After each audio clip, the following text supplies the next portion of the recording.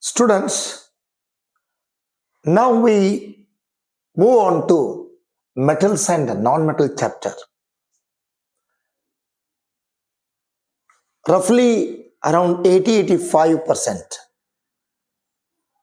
they are metals and remaining are non-metals. Remember, physical properties are common, means you can understand, means they are lustrous, shining. You can see aluminum here. It is framed. It shines. Gold shines. Silver shines. They are lustrous. When you beat hammer, they convert beaten up into thin sheets. Zinc sheets.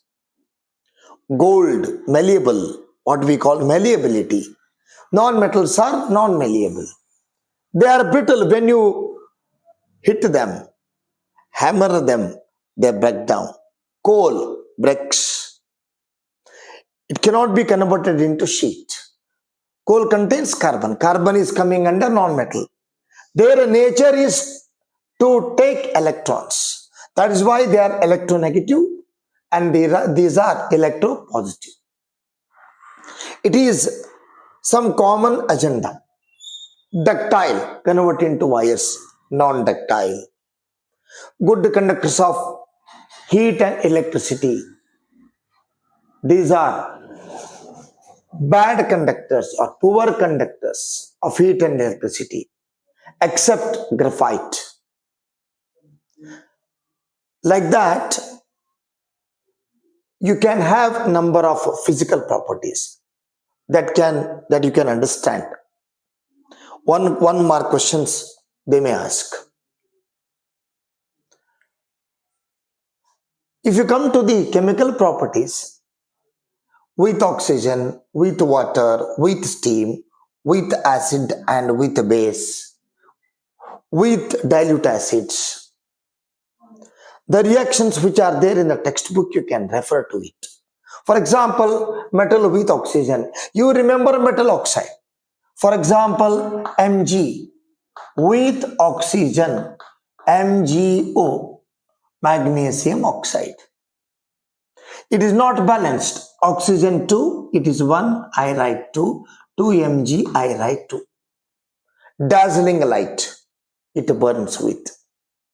Zinc oxide, magnesium oxide, sodium oxide, like that. So you remember this metal oxide. You try to prepare the reactions which are there given in the textbook and even asked in the exercise. They usually ask such questions. Metal with water, remember hydroxide, metal hydroxide. For example, if you take sodium and water, what you get is NaOH plus hydrogen. So 2Na, 2H2O and 2NaOH. 2Na, 2Na, 2 2s are 4, 2 hydrogen, 4, 2 oxygen, 2 oxygen. Balancing is also important. If you write skeleton properly with perfect symbols of atoms, you will get half marks. If balance is proper, you will get half, means 1 mark. If atoms which are written wrongly, you will not get marks. For example, sodium hydroxide, NaOH twice, wrong. Or Na2OH, wrong. You must know their valencies. For example, aluminium with water. It is aluminium hydroxide. We write OH thrice because aluminium is having 3 valencies. OH is having 1 valency. It is called group, radical, group of atoms. Here you cannot say O is different and hydrogen is different. No, together it is one, radical. You will learn in detail in a PU level, even in degree, BSc like that. That is why aluminum 3 OH1. So it has to come with two more OH ions. OH ion, OH ion, OH ion. Minus 1, minus 1, minus 1, minus 3 with this plus 3 gets over. That's why they are going to form a compound. It is a ionic compound. We'll learn it later. Here NaOH, here it is AlOH thrice. As usual, you are going to get what you call hydrogen.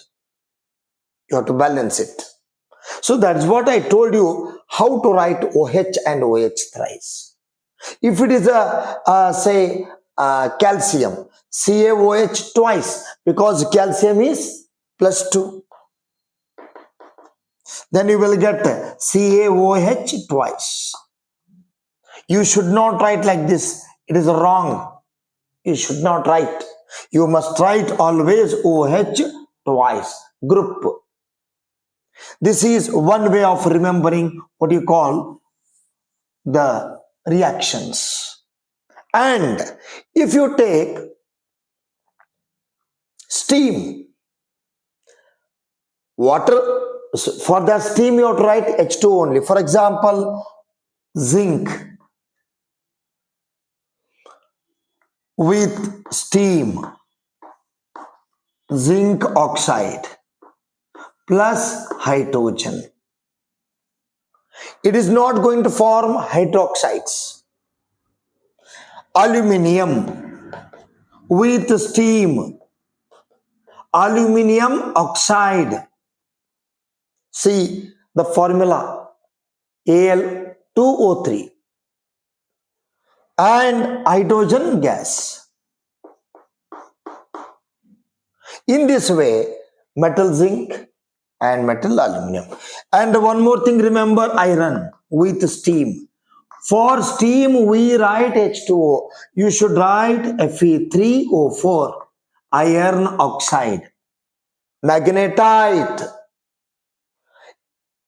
It is not going to form hydroxides. Along with that, what you get is hydrogen. Hydrogen is common. They may ask you the question, which gas is liberated? You must go for hydrogen. And all these metals. And remember, you practice the reactions which are there in the text. So this comes under steam. Some metals like aluminum and zinc oxides, they react with both acid and base. What they form is salt and water. When you write salt, usually you are going to get water, not hydrogen gas. So which salt means aluminum chloride? Which salt means sodium aluminate? Formula you watch. It is called amphoteric. Means it reacts with both acid and base to form salt and water, particularly oxides of aluminum and zinc. For your syllabus, this much is there. You study that much first. Understand the concept which is given in the text. First you understand what happens. So this is one way. And if you come across potassium to gold, aurum, most reactive is potassium. Then comes sodium. Then comes calcium. They have experimented vigorously. Sodium reacts with water vigorously, more heat. Sometimes, remember, if you take this much quantity, a huge quantity of sodium metal and put into water, it bursts. It whirls over the water to liberate hydrogen gas vigorously. Further, it is not so much vigorous. That is why from potassium, you should try to remember sodium, calcium, magnesium, aluminum, zinc, iron. These are coming under, middle reactivity. These are high reactivity. High reactivity series, middle reactivity series, low reactivity. That's why remember, here if you watch iron and copper, if you see iron and copper, iron when reacts with a copper sulfate solution, When you dip aluminum nail into the copper sulfate solution, what happens? Iron displaces copper to form FeSO4, displacement reaction. We used to say in the first chapter, iron is a more reactive element than copper. So one element displaces another element from its compound. If they ask you Cu plus FeSO4, you must say no reaction. You watch here. Copper comes after iron. So iron is more reactive. Copper is less reactive. And the least reactive is aurum and gold. They don't react with any, say, like water, air, acids, no reactions. So in this way, this is coming under reactivity series. So by this you can understand which is more reactive, which is less reactive. So in this first part of the explanation, I told you some chemical reactions. So in this way, you should be able to remember how a formation of formula takes place. Okay. After this, we go to formation of compounds. Formation of compounds. Ionic compounds, what we can say. Metal with non-metal, like that. They give you, say, problem sodium oxide. You have to write the formula. There are two elements. One is sodium and the one is oxygen.